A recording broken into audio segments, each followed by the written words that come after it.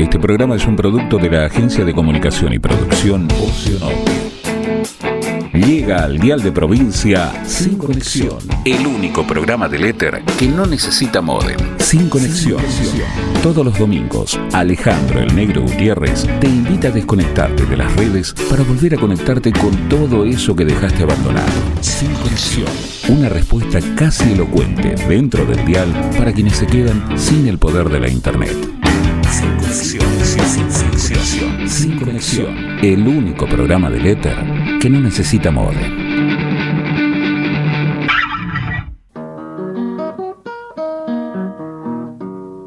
Gabriela, bueno, qué placer tenerte aquí en nuestros estudios para Sin Conexión y un poco contar antes de empezar la charla cómo llega, ¿no?, la posibilidad de tenerte delante mío. Un amigo, colega, historiador, Sebastián Ramírez, un día me pasa un link de El Diario del Territorio donde sale, ¿no?, una noticia donde había una flamante egresada, ¿no?, que estaba trabajando con el folclore misionero y el título decía: folclore misionero, ¿quién te ha escuchado? ¿Quién te escucha? ¿Quién te ha bailado? ¿Y quién te baila? Y un estudio académico defendido en la Universidad Nacional de Misiones indagó sobre el movimiento cultural que buscó diferenciar la música y la danza de Misiones de las influencias correntinas paraguayas, sentado en las bases de la misioneridad. Me pareció, como dije, wow, qué gran trabajo habrá hecho esta persona, porque siempre tomando, digamos, en base a años o periodos, es algo que no está cerrado, ¿no?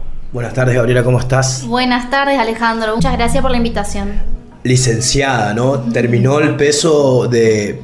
una parte del peso, porque el académico nunca termina de estudiar, ¿no? Y más el historiador, ¿no? Totalmente. ¿Cómo te llevó, digamos, este proceso? Contanos un poco, digamos, cómo llega para poder empezar a trabajar en este mundo que te habrás encontrado, digamos, como que parecía que no tiene fin, ¿no? Digamos, como que está totalmente contemporáneo y que a futuros de nuevas refutaciones, ¿no?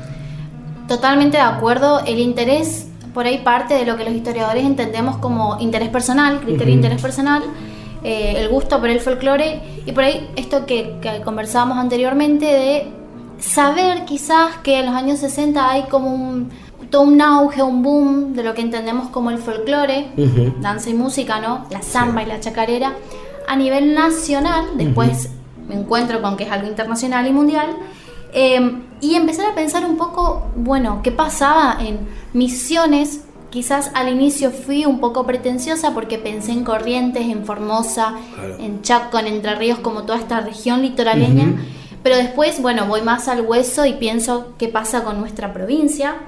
Pero sobre todo el recorte temporal, si te digo la verdad, también tiene que ver con entender que habían pasado muy pocos años de la provincialización. Claro. 1953. Eso es un dato clave, digamos, pero no solamente para entender tu trabajo, la visión de territorio, la visión política, lo que nos está atravesando, digamos, a nosotros, dentro del contexto actual también, ¿no? Directamente, y los cambios generacionales. Pero dato de número para saber lo joven que somos, digamos, para esa conformación quizás no presionada, pero sí tratando de querer sobresalir o sentar bases o banderas en las conformaciones donde el mapa argentino ya tenía sus primeros territorios con constituciones, con identidades que se iban delineando, marcando, y una globalización de los medios de comunicación, digamos, que ya venían medios centrales mostrándonos qué estaba pasando afuera y en lugares específicos. Por eso, digamos, siempre cuando uno ve, digamos, esta fecha, dice, no pasó mucho tiempo y pasaron muchas cosas, ¿no? Totalmente. Pero además esto que decís, ¿no?, de la cuestión de la construcción de la identidad o de... A ver, Misiones es como un enclave entre dos países. Y para 1953 era una reciente provincia que limitaba ya con una provincia histórica como ser Corrientes, ¿no? Esto que dice Héctor Jaquet, que también lo cito en la tesis, Misiones tiene que construir todo de cero, ¿no? Tiene que construir el sentir provinciano hacia adentro, pero también hacia afuera. ¿Cómo hace un territorio que tiene mayor cantidad de límites con dos países para asentarse dentro del Estado-Nación, y distinguirse a su vez de una provincia histórica y 2 países, ¿no? Y en el medio como un microclima de fuerte arraigo de inmigrantes europeos sobre todo, ¿no? Pero ni hablar. Creo que esa cuestión se ve más hacia lo que es fuera de Posadas, ¿no? Porque quizás en la tesis yo intento concentrarme más en Posadas, más allá de que el título habla de Misiones y esto tiene una justificación, efectivamente, pero ese clima pasa hacia afuera de Posadas, es lo que percibí yo, ¿no? Sí, total. Ahí hay 2 conceptos que de toda esta historia que me interesan, que es también tomás como eje central de estudio a las danzas folclóricas, ¿no?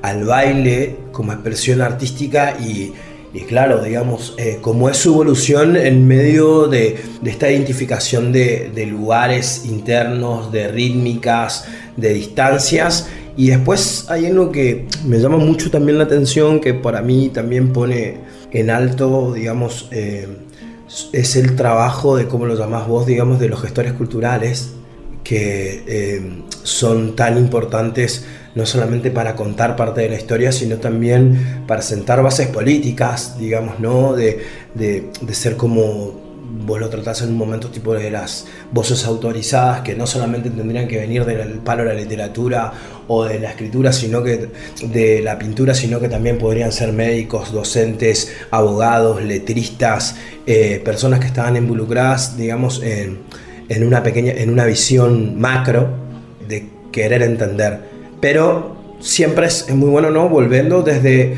Posadas, ¿no? Desde las personas que veían, intentaban ver ese macro con sus propios recursos y con una ciudad capital, digamos, también, digamos, que respaldaba muchísimo, porque no deja de ser Misiones venir a Posadas, ¿no? Digamos, el misionero o el del interior, tipo, como parece que está todo acá. Absolutamente. Lo que yo percibí en el trabajo y sigo pensando igual es que Posadas, en el proceso de constitución de provincia, se asentó como ese lugar autorizado porque además no solamente estaban estos productores culturales, digo yo, a partir del marco teórico en el que me sostengo, sino que también lo que hicieron estos fue crear instituciones, ¿no? Y cuando hablo de instituciones, tengo que mencionar sí o sí la Junta de Estudios Históricos, que estaba décadas antes, a los años 50, en un movimiento provincialista que ya estaba latente, que ya estaba con esta intencionalidad de categorizar al territorio nacional desde 1881. Pero para mí es todo eso lo que hace que Posadas construya esos discursos hegemónicos hacia afuera para la totalidad de lo que era la provincia, ¿no? Sí, fundamental el trabajo de la Junta Histórica durante todas sus épocas, recopilando esta información y también resguardando, digamos, ¿no? Parte de lo que somos y tratando de rescatar, digamos, esas raíces y claramente, digamos, apoyados desde las diferentes universidades, sobre todo, digamos, de historias que existen en la provincia y zonas aledañas, digamos, a difundir, que es lo más difícil hoy, ¿no? De cómo se viene. Y antes de entrar, digamos, en este caso también, digamos, que es súper importante, digamos, de esa que dijiste de la creación de instituciones o de acciones políticas como la creación de un festival del litoral y demás. ¿Cómo decidiste irte, digamos, para el baile y para la danza? ¿Cómo te encontraste con el material? ¿Qué fue? ¿Mucho material? ¿Poco material? ¿Qué pudiste ver, digamos? Porque no siempre cuando se habla de la identidad cultural parece que nos atraviesa siempre la música, ¿no? Digamos, y somos todos otra multiplicidad de artes y de cosas que nos atraviesan. ¿Por qué llegaste, digamos, a la danza? Llegué a la danza por el interés personal, como te digo, porque, bueno, siempre bailé. Pero también porque cuando hablo de folclore entiendo que hablo de algo que no tiene límites. Digo, es todo lo que somos, es todo lo que hemos sido y es todo lo que seremos, ¿no? Entonces es como que también, bueno, definamos qué es del folclore y yo entiendo que está la música y la danza, ¿no? Es como por ahí lo que dice Drexler en la canción, siempre, si hay uno está el otro, digo, es imposible que exista uno sin. Bien. Entonces eso fue lo que por ahí me llevó a definir que va a ser ese el elemento que voy a fijarme para comprender cómo se dieron determinados discursos. Y ahí encontraste un nombre fundamental que también está en alza, digamos, que es Emerina Doneto, que es como casi una piedra fundamental, digamos, ¿no? Para el desarrollo de todo, ¿no? De inclusive hasta estas políticas del Estado, ¿no? Como el Instituto Provincial de Danza, que fue lo último que el Estado provincial le dio cuerpo y entidad, sumándose al Instituto Audiovisual y al Instituto del Teatro.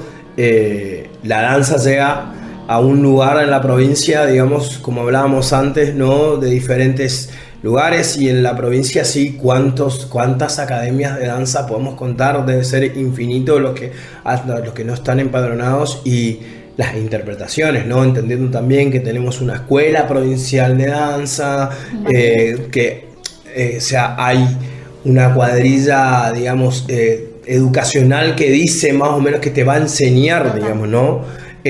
Hacia dónde va, y las diferentes interpretaciones, como el mismo Parque del Conocimiento, digamos, con su ballet folclórico de danza, ¿no? A través de la gestión de Luis Marinoni como adelante, como emblema también ese ballet para un festival del litoral, y como representativo también dentro de todo ese conocimiento musical dentro del Festival de Corrientes, porque Marinoni es el que forma también, digamos, a los bailarines que representan esta legión que vos decís, ¿no? Como la legión del NEA, tan rica, tan grande, pero a la vez, digamos, tan diferenciada, ¿no? Comparto la cuestión de la danza.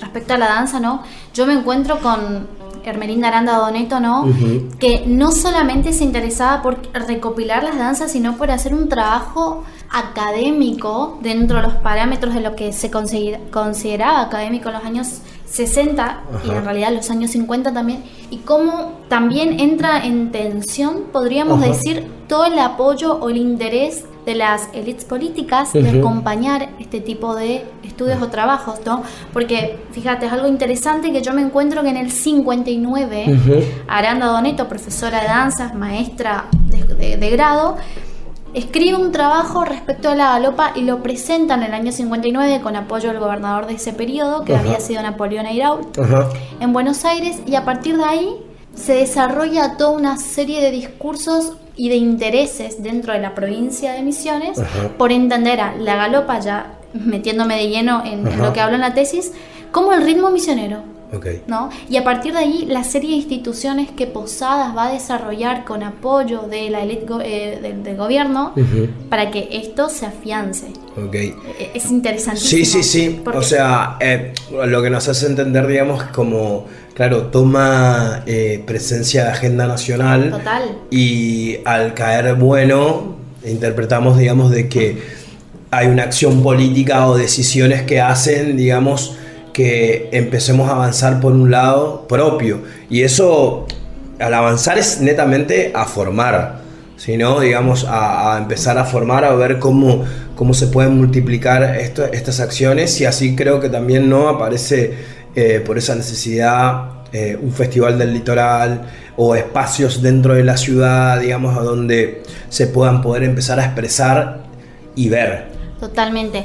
Respecto a esto que decís, yo creo que para mí el elemento inicial fue la orquesta. Okay. En el año 62. Uh-huh. Vos sabés que yo me encuentro con un documento, uh-huh, Lucas Braulio Areco impulsa, uh-huh, como director de cultura de la provincia de Misiones en los años 60, y Ricardo Ojeda es el director de la orquesta, sí, de ese periodo. Y me encuentro con un acta en donde ellos afirmaban, uh-huh, que Misiones tenía que construir y sostener a la galopa como su ritmo oficial. Bien. ¿No? Entonces, ¿qué hacía la orquesta? Se la acusaba hasta de chauvinismo, uh-huh, o de militancia musical, uh-huh, porque lo que hacía la orquesta era efectivamente y únicamente sostener a la galopa como ritmo. Entonces, no entraban, claro, otras cuestiones que, como conversábamos anteriormente, uh-huh, estaban dentro de la provincia, sin, uh-huh, ir más lejos, el chamamé.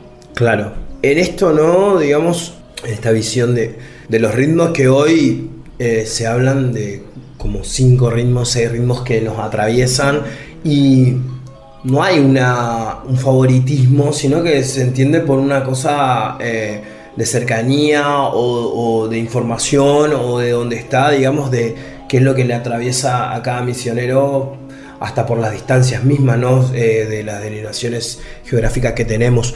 Pero la galopa en sí lleva como el gran distintivo, ¿no? Porque pareciera ser que cuando se eligió la canción oficial de nuestra provincia, Misionerita, claramente, de Lucas Braulio Areco, hace honor, digamos, y hoy se escucha en cada acto protocolar que tengamos, digamos, como canción oficial, y que claramente todos los misioneros, por lo menos, la tendrían que saber cantar. Pero eso es parte de la identificación, digamos, y esa idea, digamos, de esa guerra, digamos, ¿cómo la encontraste en los libros? ¿Cómo la fuiste viviendo? ¿Y cómo fueron los medios también? Porque si no, ¿cómo se hacen ecos de que existe estas barreras? Mira, primero que cuando me habías preguntado esto y no te lo había contestado, cuando empecé el trabajo heurístico, que es esa búsqueda de fuentes, trabajé con fuentes escritas primarias, ¿no? Encontré registros tanto de actas, de ponencias, simposios del Festival del Litoral, pero también notas periodísticas, específicamente el diario El Territorio, ¿no? Claro. Pero también acudo a fuentes orales de algunos que aceptaron ser entrevistados. También es necesario comentar que también hubo resistencia. No pude entrevistar a todos los que he querido entrevistar, pero lo que encuentro es sobre todo desde fines de los años 50, hay un claro apoyo del gobierno a el discurso oficial o hegemónico, como digo yo, que venía de un grupo bastante selecto de la ciudad de Posadas, que estaba encabezada por un miembro de la Junta de Estudios Históricos, Aníbal Cambas, Hermelinda Aranda de Doneto, Ricardo Ojeda, Lucas Braulio Areco y otros aficionados, como bien mencionaste vos, ¿no? Que eran músicos, escribanos, que quizás tenían esta posibilidad económica y esta cercanía a la élite política para que esos discursos que bien mencionas vos se empiecen a poner en tensión o se empiecen a poner sobre la mesa, ¿no? Y lo que encuentro es una serie de divulgación de eventos, de trabajos académicos, de movilización de bailarines a la participación, por ejemplo, en festivales, en el 61, en el primer festival de Cosquín, en Córdoba.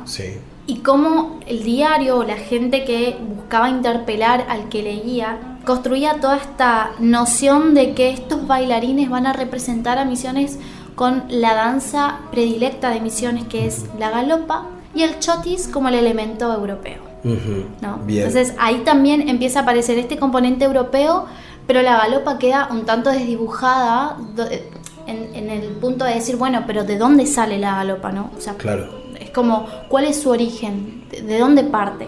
¿De dónde parte, digamos? Y ahí hay una circunstancia de la investigación, ¿no? Y de lo que te toca a vos, cómo tratar de juntar la historia con el componente tan arraigado como es la música y el arte, ¿no? Digamos, y como las corrientes distintas que se generaban en dos posiciones tan fuertes, digamos, porque tanto el chamamé por un lado, el chotis por el otro, y también empezando a entender, digamos, qué consumía la ciudad de Posadas en aquella época, si eso también era eso, ¿no? Lo que la sociedad consumía, entendiendo un Posadas de hace 50 años, ¿no?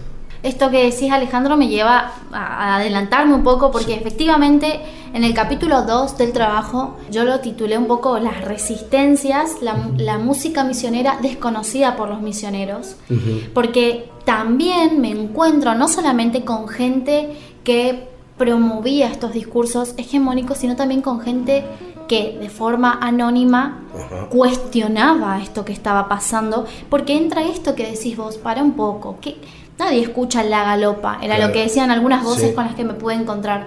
Nosotros escuchamos chamamé. Algo muy interesante que te quiero compartir es que en esa época, en los años 60, Posadas, los músicos posadeños que defendían la galopa tuvieron cierto enfrentamiento, podríamos decir, con Paraguay, porque Paraguay va a acusar a Misiones de plagio por la galopa, ¿no?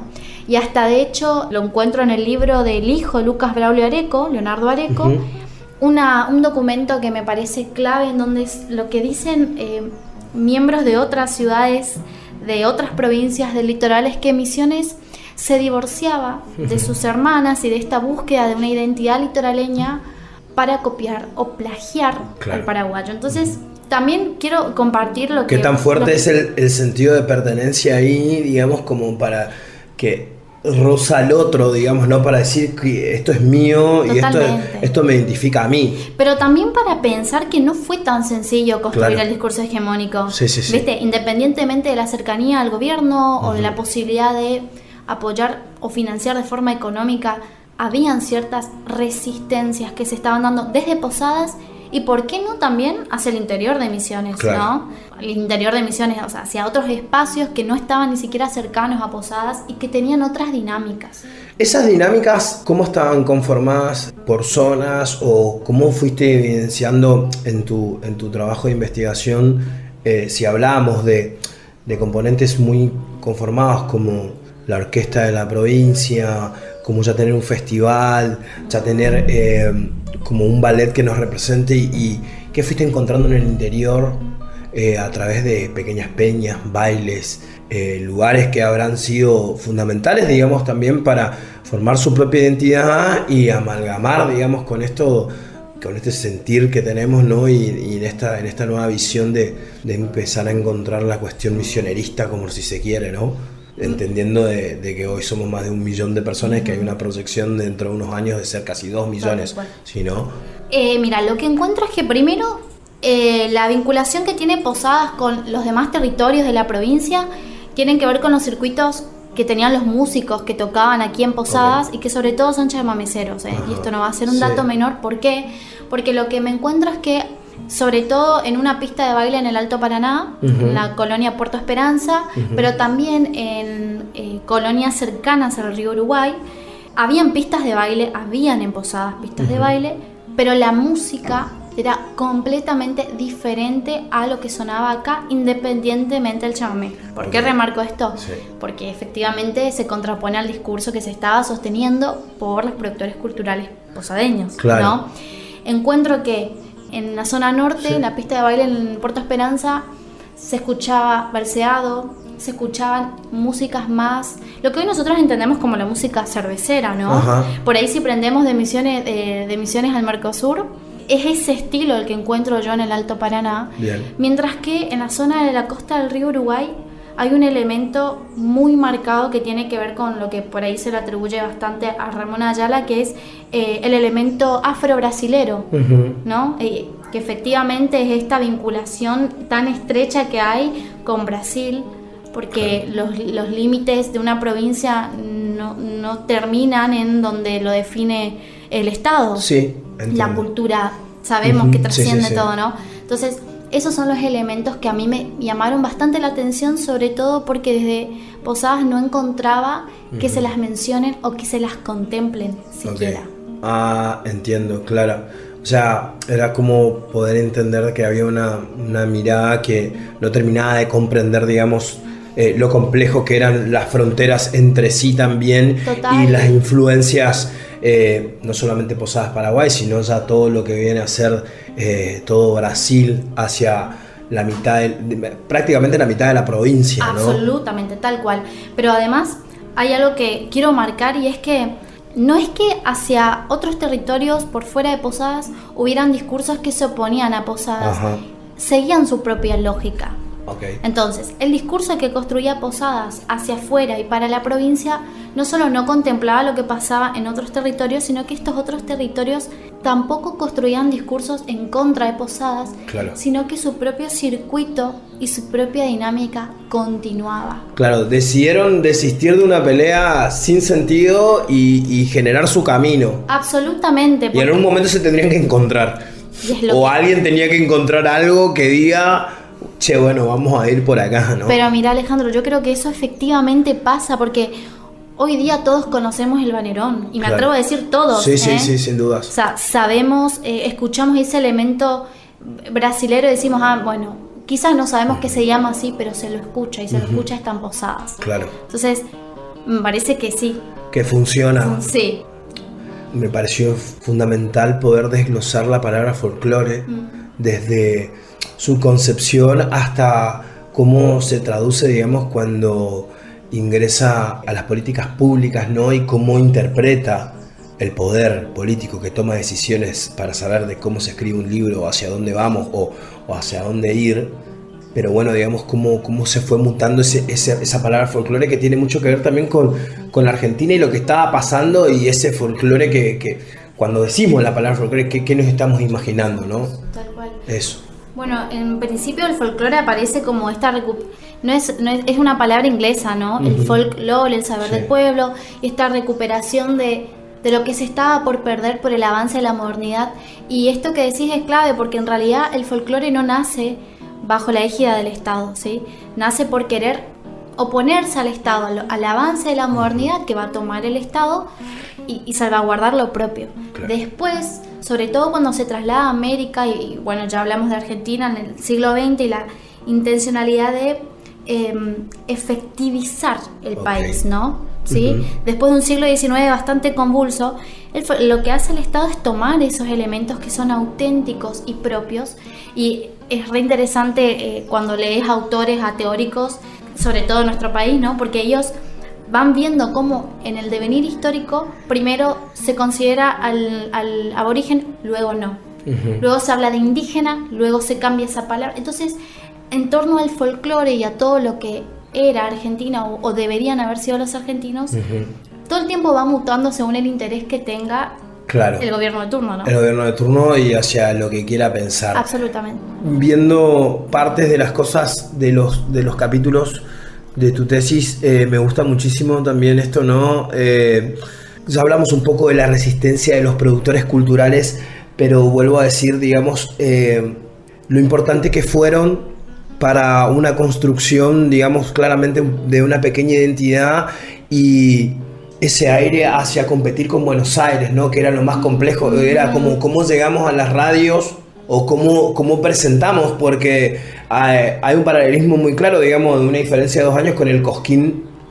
Y ahí hay una visión ya, pienso como para cerrar acá esta reflexión de primero, de cómo servían los festivales, para qué servían los festivales antes y ahora en qué se convirtieron, ¿no? Como otro mecanismo de producción. ¿Por qué pasaba esto? Porque también al llegar a estos lugares también era como una carta de presentación de lo que estaba sucediendo, ¿no? En cada provincia. Totalmente.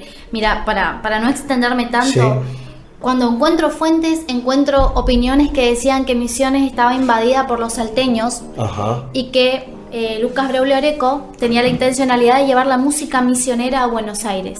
¿Sí? A partir de ahí también aparecen estos elementos musicales que ya mencionábamos, como el chotis y la galopa, y estos productores que resaltaban ello, ¿no? Ahora bien, lo que yo sostengo en la tesis es que el Festival del Litoral va a ser la vitrina.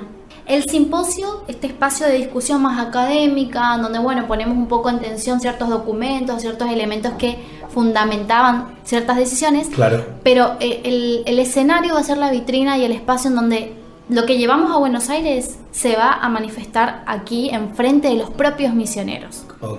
Es como nuestra carta de presentación nacional recién formaditos. Pero totalmente. Y no es un dato menor que desde Buenos Aires vengan, o salteños vengan al escenario que estaba emplazado en Posadas, porque eso era legitimar esa carta de presentación que decís vos. Entiendo.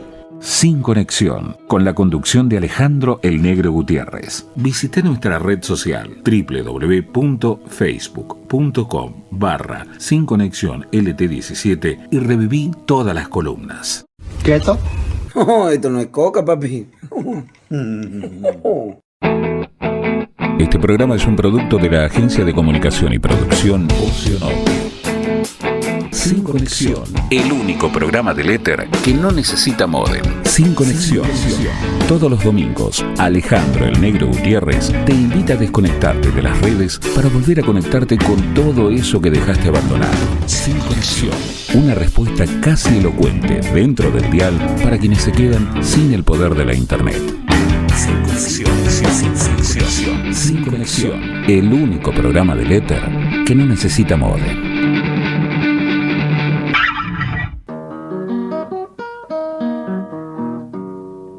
Hiciste un gran recorrido por tus colegas o por investigadores previos, ¿no? Acerca de cómo fueron ellos evidenciando problemáticas o viendo, digamos, estas construcciones hasta el momento que te toca a vos, digamos, ¿no? De cómo las décadas también cambiaron, no solamente en los discursos, sino en los ejes en los cuales se centraban, ¿no? Y ahí, digamos, bueno, ¿cómo fuiste recopilando esa información? Cuando fuiste a la facultad, te encontraste con esto, digamos, ¿cómo fuiste construyendo tu visión de cómo construían ellos su propia historia dentro de la historia misionera y cómo te sirvió para tu proyecto, ¿no? Para tu tesis? Y creo que tiene que ver un poco con la lejanía del tiempo, porque me encontré con trabajos que lo que hacían era más bien describir o caracterizar desde lo sociocultural las músicas que se bailaban. Y no he encontrado, independientemente del trabajo de Leonardo Areco, ¿no? Que quizás es el más actual, 2007 si no recuerdo mal el año, no ponían en intención lo que yo quería quizás construir en el trabajo, que era, bueno, cómo se construyó el discurso, ¿no? Lo que encontré que me sirvió mucho para poder entender cuáles eran los elementos característicos de determinadas danzas. Encontré esto, ¿no? Quizás una descripción y un análisis completamente detallado respecto de determinadas danzas, pero no ciertas posturas que pusieran en tensión por qué ciertas danzas. Por lo que estoy escuchando es como hay mucho material, pero había poca posición fundada dentro de algo, digamos, siempre como estaba todo en el macro, ¿no? Absolutamente. Digamos, y esto empezó a suceder cuando, me imagino, cuando empiezan a escribir con la aparición de el Gualambao, con la decisión, digamos, de que el Gualambao y todo su bagaje, tanto como lo que significa Ramón Ayala, digamos, para la historia de la provincia y la creación de un ritmo, como ahí sí podemos empezar a sentar bases, digamos, de nuevos pensadores, nuevos escritores, o las mismas personas que leíste y estudiaste dan su opinión y construyen ese relato, digamos, ¿no? hacia el futuro, porque es algo que es totalmente nuevo. Total, mira, en los años encuentro un trabajo de Dalmidio Bacay. Él habla de la vitalidad de la música guaraní y él ya en el 61 dice: no hay nada de la música paraguaya y litoraleña de Argentina. Pero es llamativo esto porque cuando empiezo a indagar en las ponencias de los simposios del Festival del Litoral de los primeros años, porque es mi recorte temporal, me encuentro con Fluri. Él ha sido un folclorista muy interesado en el folclore litoraleño, ¿no? En donde él, a contrapelo quizás de lo que había dicho Bacay, entiende que había mucho trabajo y mucho interés, pero, y sobre todo aquí hace un cuestionamiento a Misiones, eran posicionamientos tontos o innecesarios, decía él, porque no llevaban a nada.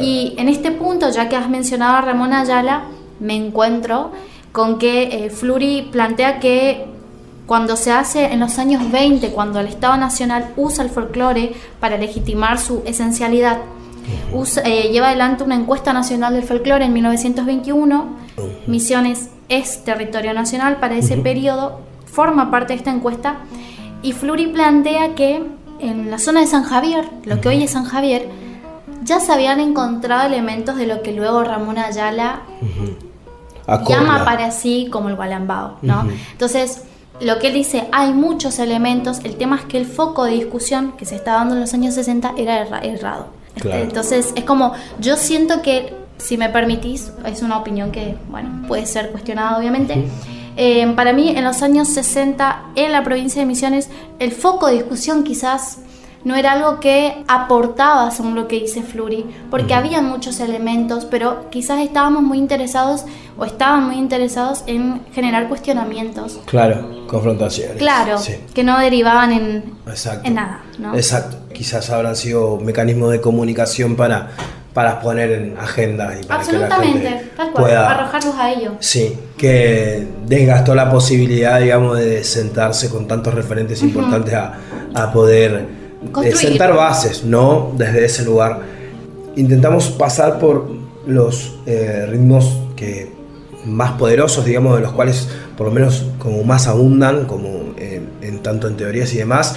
Y en el medio siempre está el chamamé, como ponernos a hablar de un poco del chamamé y su propia historia, ¿no? De 30 años antes del lugar de donde vos te basás, y también como toda una visión de un ritmo que no se sabe si viene de España, de Europa, las guitarras, pero claramente, digamos, enarbolado y plantado, digamos, en lo que era Corrientes, que antes que fuera Misiones, Corrientes existía, entonces como también tuvo el epicentro de tener los referentes máximos que crearon las obras más importantes, digamos, del chamamé. En el medio nosotros también aportando lo nuestro con Blas Martínez Riera, la explosión del chamamé y las radios en Buenos Aires que ayudaron, digamos, a la expansión del chamamé, y territorialmente también nos atravesó a nosotros.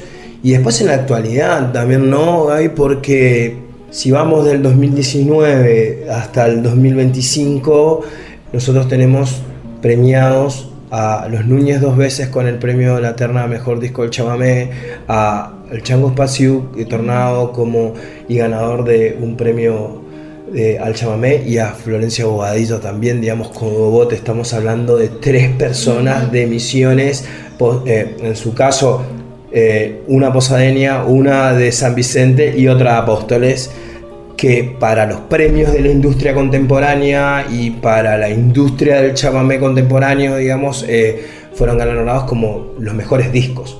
Eso es el premio de la industria, pero también tiene algo que ver, digamos, con lo que nos atraviesa a nosotros.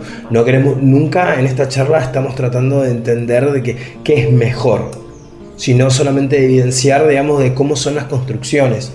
Comparto totalmente con vos, y mira, ya es algo, esto que mencionas ya es algo que también estaba muy latente en los 60, porque por ahí yo vuelvo mucho a los 60 porque es el periodo en el que me baso, obviamente, pero digo, había gente, y no quiero dejar de mencionarlo a Delio Suárez, que decía, el chamamé es misionero, los mayores exponentes del chamamé nacieron en Yapeyú, y Yapeyú era misionero, era un territorio de misiones. Entonces, constantemente, y creo que pasa hasta hoy, tomando como referencia a algunos de los entrevistados, todo el tiempo estamos tratando de justificar eso que mencionás vos, cómo nos atraviesa a través del uso de la historia, ¿no? Es como, no, ¿cómo no nos va a gustar el chamamé si estuvo acá antes de que Misiones sea provincia? Claro. ¿No? Y también creo que tiene que ver con la difusión o el espacio que se le dio al chamamé en Buenos Aires, ¿no? Esta posibilidad de expandirse, como decís vos, las radios, los primeros CDs. Me parece que todo eso tuvo un rol trascendental para que hoy nos atraviese, pero también porque es un ritmo que no suena solamente en Corrientes y en Misiones, también suena en el sur de Brasil. Claro. El sur de Brasil está pegado a nosotros. Claro. Y el último gran golpe, si queremos decirlo así, pero que es un golpe de gracia que enaltece a, como dicen estos referentes, la Legión Chamamecera, es la distinción, digamos, de la UNESCO como patrimonio, ¿no? Y eso hace, digamos, que a todos los que estamos acá, no solamente los que aman el chamamé, sino a los que lo atraviesan y los que saben que ejecutan en nuestra tierra, digamos, ¿no? Lo sentimos, o si no tampoco no podríamos ponernos, nos pusimos tristes, digamos, con la partida de Raúl Barbosa hace unas semanas atrás, y tiene muchísimo que ver, digamos, acerca de la historia del chamamé y sobre todo la difusión, porque muchos de estos músicos no solamente ejecutan y llevan una bandera desde el lugar donde son, sino que atraviesan fronteras y continentes para seguir tocando una música que quizás en Europa y otros lugares todavía se puede llevar tomado como primitiva, ¿no? Absolutamente, comparto totalmente. En esta circunstancia de estudio, ¿no? Volviendo un poco a tu tesis, es muy gracioso entender que claramente que cada tema que uno toma siempre se va a encontrar con sus resistencias, y quizás en un momento dijiste, bueno, no es que sea un tema ni blando ni endeble, pero también te encontraste con tus complejidades, digamos, no solamente de material escrito, sino en circunstancias orales, porque muchos de ellos ya no están más, sobre todo Ojeda, Ramón Ayala, y entender, digamos, como esta pequeña circunstancia de resistencia, como si fuera que en vez de aportar las voces o la escritura, es todo más que una circunstancia positiva, entiendo, porque toda voz es tomada dentro de las circunstancias del respeto, digamos, suman a la construcción de estos trabajos y de nuestra identidad también, ¿no? Porque son discursos, porque es política, porque y ahí está el rol tuyo del historiador, ¿no? Digamos, de toda circunstancia documentada es válida, ojalá hubieses tenido, digamos, esas discusiones escritas, digamos, para poder llegar a otros lugares, ¿no? Total, y además, algo que me parece que es súper importante es esta ruptura epistemológica que uno busca hacer, porque como bien decís vos, personalmente uno está interpelado por el gusto, ¿no? O por decir, bueno, yo soy misionera, no puedo decir esto de la música que representa a Misiones. Entonces, también es pararse desde ese lado de la objetividad, ¿no? Que para eso uno también se forma dentro de una ciencia, y de una metodología, y una forma de estudio y de análisis, para abordar esas complejidades que interpelan también, porque somos cientistas, pero también somos personas, ¿no? Claro. Con gustos, intereses, una identidad y demás. 2 puntos. El primero, para andar un poco más, bueno, el rol de las pistas de baile y de las peñas, ¿no? Digamos, otra vez en la ejecución libre por afuera de cualquier decisión, porque muchos de estos espacios eran no políticos, sino eran asociaciones o gente que le gustaba tener en sus locales gente bailando y escuchando, digamos, y eso también aportaron, digamos, a una demanda de lo que estaba pasando, porque no dejaba de ser un espectáculo artístico. Un espacio de sociabilidad. ¿no? Un espacio de sociabilidad. ¿Y cómo fuiste encontrando y configurando esto en los 60, digamos? ¿Cómo era tu mapa y qué pasaba, digamos? Porque hay un momento muy importante en la charla donde me decís, claro, la ruta que marcaba, digamos, desde Posadas hacia el interior, eran los grupos chamameceros sobre todo. ¿Y a dónde iban? ¿Qué pasaba, digamos? ¿Cómo lo fuiste encontrando? ¿Cómo fuiste viendo hasta dónde llegaba la música? Mirá, es re interesante tu pregunta, porque lo que encuentro es que estos chamameceros, cuando van a estas pistas de baile por fuera de Posadas, expresan, o de hecho también me lo expresa el dueño de una pista de baile. Ellos iban quizás con la intención de, bueno, tocar un ritmo más posadeño, o más posadeño en el punto de decir lo que sonaba en Posadas, sí, que no era aceptado, o no era aceptado, no cuestionado ni abuchonado, es decir, la gente no bailaba. Claro.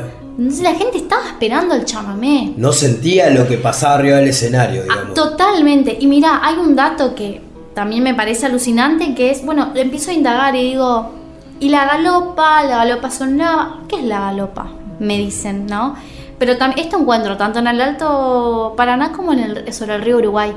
La galopa es un elemento paraguayo. Listo, dije yo. Efectivamente es ese circuito musical que se da, que tiene que ver con el chamamé como ritmo que venía de Posadas, porque los músicos venían de Posadas, pero también, no sé, los futuristas. Muy bien. Claro, entonces eso es lo que encuentro, ¿viste? Es como muy rico, pero también, y en mi tesis, es muy limitado esto, porque yo en algún momento tenía que cerrar el trabajo. Claro. Entonces, hasta el momento es lo que te puedo contar, es lo que encontré hasta ahora. Mi idea es seguir indagando. Y acá, volviendo a los años 60 y la conformación, porque también entender a la Posada de los años 60, y acá centrarnos un poco, digamos, en la circunstancia del conocimiento, ¿no? Digamos, teníamos todos estos referentes que ya estaban latiendo, digamos, y estaban pensando qué estaba pasando, y también, al ser tan jóvenes, tener esa visión, ¿no?, de la creación de un anfiteatro, de un festival, de un concurso, de una orquesta, de impulsar la dirección de cultura para el municipio, para la municipalidad. Claramente, digamos, había como decisiones políticas acerca de algo que estaba sucediendo, o sea, siempre hablando de Posadas, sin desmerecer lo que pasaba en el interior, claramente, digamos, pero había un embrionario cultural, no solamente de gestores, sino de artistas, digamos, que tenían esa pulsión de lo que se demandaba y de lo que se atravesaba, ¿no? Digamos, con la construcción de una ciudad que estaba rodeada del río, sin entender, digamos, que iba a tener cambios tan drásticos, digamos, porque seguramente eso entre el 60 y el 80 Posadas evoluciona de una manera terrible, ni hablar de los 90s y lo que somos ahora, digamos, ¿no? Y eso también hay una circunstancia de demanda, porque tu trabajo no deja de ser, digamos, con una visión artística, digamos, de lo que le estaba atravesando, con hincapié en la sociedad, con una visión de una política de Estado, pero sí también, digamos,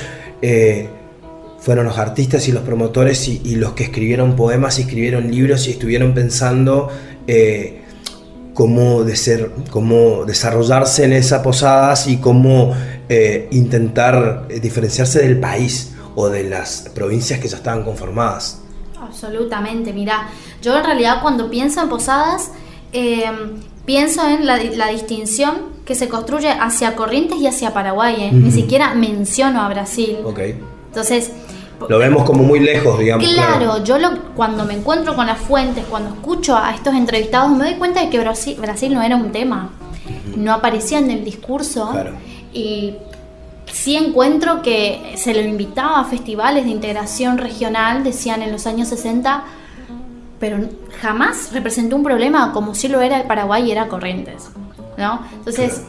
Sí, me parece que todo esto que intenté ver en la tesis respondía a una demanda, no sé si a una demanda de la sociedad, me parece que más de la élite, ¿no? De la élite y de los académicos y de lo que estaba pasando en el momento, que es esto que mencionaba, ¿no? ¿Qué somos? ¿Cómo somos los misioneros? ¿Cuál es nuestra cualidad? ¿Por qué el correntino baila chamamé? Misionero baila chamamé. No. El misionero tiene que bailar y cantar otra cosa, como lo dijo Lucas Braulareco y su séquito, ¿no? Claro. Y en esto, otra reflexión que tengo como curiosidad me da, digamos, cuando accediste a los documentos que llegaste a conseguir de los primeros simposios del Festival del Litoral, ¿cuáles eran los ejes, digamos, de discusiones o de pensamientos de esa generación? Vos sabés que es bastante amplio. He encontrado intereses por definir cuál es la comida del misionero, cómo se viste. Estaban preocupados por todo. Por todo, digo, efectivamente, por eso digo yo, quizás intenté concentrarme en la música y la danza, en la idiosincrasia del misionero, cómo habla el misionero, pero ¿sabés qué otra cosa que no lo mencioné hasta ahora en el discurso? Cómo Misiones también es litoral. ¿Sí? Porque bueno, si bien Chaco también es una provincia reciente, como Misiones, no solamente Misiones se preocupa por construir su discurso como provincia, sino también dentro de una región. Claro. Diría, hay como 3 diferentes discursos: integrarse dentro del Estado-Nación, dentro de una región, y como provincia, ¿no? Claro. Donde toda la égida tenía que ser para todos los que habitaban ese territorio en ese momento. Qué fundamental, digamos, y cómo sirve estos espacios de discusión que quizás a veces, no sé cómo lo ves ahora contemporáneamente, digamos, y si son menos o se siguen manteniendo como lo que hacen los simposios del Festival Litoral, digamos, como algo ahí, pero después te encontraste con otros espacios, digamos, más recientes donde puedan debatir estos temas, o en la actualidad estamos debatiendo otras cosas dentro de nuestra identidad. ¿Cómo ves esto, digamos? Yo creo que sigue latente en los espacios que tienen que ver con la música y la danza. Sobre todo cuando quizás te encontrás con bailarines de la ESDA, músicos, profesores de la ESMU, en donde quizás empezás a indagar y te encontrás con que comparten quizás la misma opinión o la misma perspectiva que nosotros ahora en esta charla, ¿no? O que construí en la tesis, de por ahí poner en tensión 5 ritmos, o bueno... La canción misionera, o que solo los bailarines de la ESDA saben bailar el gualambao, ¿no? Es como... Claro. Creo que sí está todavía bastante latente, pero me parece que ahora ya el punto de discusión ni siquiera pasa por la galopa, sino por el gualambao y reivindicar a Ramón Ayala, que sí ha sido un gran poeta, su legado persiste, pero me parece que ahora más el interés va por ese lado. Eso es lo que entiendo yo, ¿no? Claro. Y acá como última pregunta, y agradecer al tiempo que nos diste, es como de tu punto inicial, digamos, cuando empezaste esta tesis, ¿cuáles fueron tus miradas, digamos, y qué información fue cambiando, digamos, para quedarte en este lugar, digamos, de tu idea inicial, al entender todo este ramificado, digamos, de voces y de opiniones no infundadas? cómo hiciste para cerrarla, ¿no? Que eso es como fundamental porque hay una década de visión, sobre todo, pero esa década de visión está... tiene una pata en el presente, ¿no? Como me decís vos, como en el Gualambao, porque en ese momento ni existía. Total. O sea, Ramón todavía ni había hecho su segundo viaje a Europa, no venía con todas esas canciones que estaba pasando, no se había conectado, digamos, con Ojeda, sí, con Larzábal, digamos, o sea, se venía hablando de otra cosa, digamos, como la novedad la tenemos muy latente todavía, pero creo yo resguardada por grandes exponentes musicales. Es cierto, digamos, tenemos así Iván Elisensain, Frodo Peralta, sí, y otros tantos más, gente en el Parque del Conocimiento, y todo lo que queda como de la primer camada, digamos, de los difusores del Gualambao acompañando, digamos, la obra de Ramón. Pero bueno, digamos, estos 10 años te hizo como, te linkea intrínsecamente, digamos, con la actualidad, ¿no? Mira, yo te voy a ser muy sincera. Cuando empecé el trabajo, tenía una idea completamente diferente a las conclusiones a las que he llegado. Ah, mira. Pero porque me pasaba mucho esto, a mí me pesaba mucho esto que se construye y que efectivamente funcionan los discursos de la escuela. No, yo no puedo decir esto. Uh-huh. ¿Cómo voy a encontrar un documento que me dice que esto fue impuesto? Okay. Fue como también empezar a separar y a decir, bueno, pero efectivamente esto sucedió y está bueno darle lugar a quien le interese y que se encuentre con esto y que vea que pasó así, ¿no? Y también creo que lo que me ayudó mucho fue resguardar, encontrar esos documentos, ¿viste? Porque lo que pasa cuando uno hace una entrevista es que uno está muy atravesado por su subjetividad, por sus memorias. Entonces, y hacia dónde querés llegar también, ¿no? Totalmente. ¿Qué te digo? ¿Qué no te digo? Hay como una cuestión política también ahí, ¿no? Un posicionamiento. Sí. Es decir, esto te cuento, esto no te cuento. Claro. Esto sabes.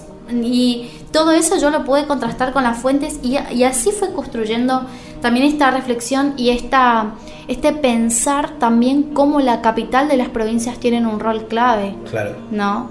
Uh-huh. Y cómo también pensaba en el paso del tiempo, cómo hicieron, mejor dicho, los productores culturales para defender un folclore misionero cuando, por ejemplo, se empieza a desarrollar la Fiesta Nacional del Inmigrante. Uh-huh, claro. ¿No? ¿Cómo encontramos todos estos discursos? ¿Cómo hacemos para que el folclore misionero esté, si es que está o estuvo presente en esos discursos que resaltan bastante el componente inmigratorio? Por algo tiene ese nombre. Que ponen como eje central, digamos, sus propias culturas dentro del mismo lugar. Pero totalmente. Y acá... no escapar para hacer la última pregunta, ¿no? Digamos, ¿cómo haces o hiciste, digamos, hasta tu presentación, entendiendo dentro de la estructura, ¿no?, de la Universidad Nacional Pública, digamos, claramente con profesores que también la atraviesan estas historias, habrán dado cada uno sus recomendaciones claras y bueno, te habrán permitido, digamos, o te habrán guiado a llegar a entrevistas que me quiero imaginar o a documentos que dijiste, wow, ¿cómo puede ser que hayas llegado a estos lugares?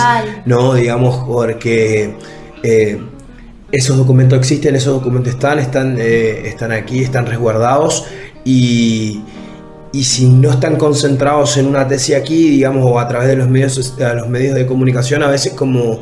decís que importante es la divulgación, ¿no? La divulgación científica, porque este trabajo aporta conocimiento, sobre todo, y más para los capitalinos, sobre todo, entonces tiene como una relación muy interesante por eso siempre digo centrarse en Posadas, porque toca muchas aristas, digamos, de algo que a veces ya está impuesto por la historia y no tenemos muchas preguntas de por qué, cómo sucede.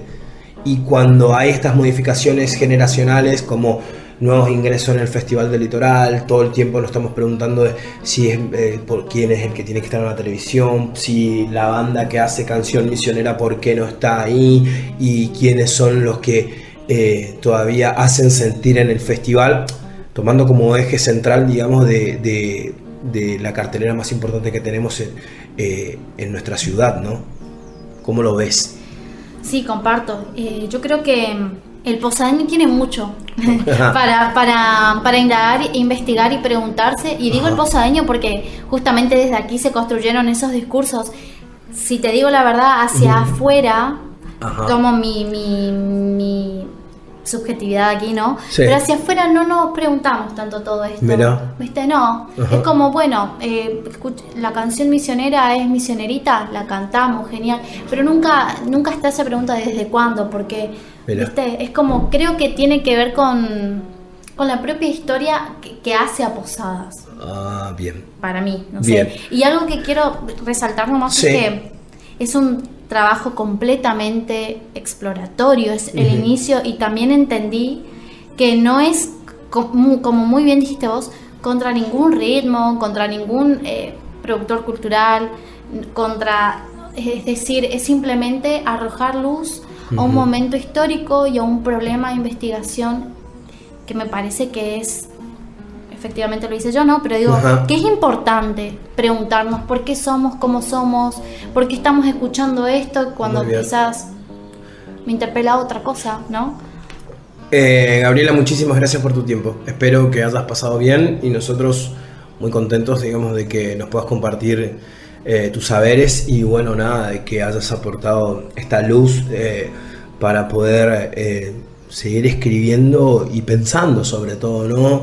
El pensamiento también lleva a un debate, pero siempre que en un formato que sea positivo, digamos, porque es cierto, también el arte o la música también nos transmite pasiones y a veces las pasiones para la razón no tiene sentido y vos te habrás encontrado con muchas pasiones seguramente a lo largo de este trabajo y trataste de ser lo más parcial que pueda, digamos, dentro de la mirada objetiva y hacia lo específico que era, ¿no? Digamos, de determinar lo que está en tu tesis. Así que gracias por esto y bueno, nada, que siga ese estudio y que después se convierta en lo que tenga que ser, en un libro, ponencias, en lo que quieras, ¿no? Gracias, Alejandro, por el espacio, para mí es un gusto. Sin Conexión, con la conducción del Negro Gutiérrez. Visita nuestra red social www.facebook.com/Sin Conexión LT17 y reviví todas las columnas.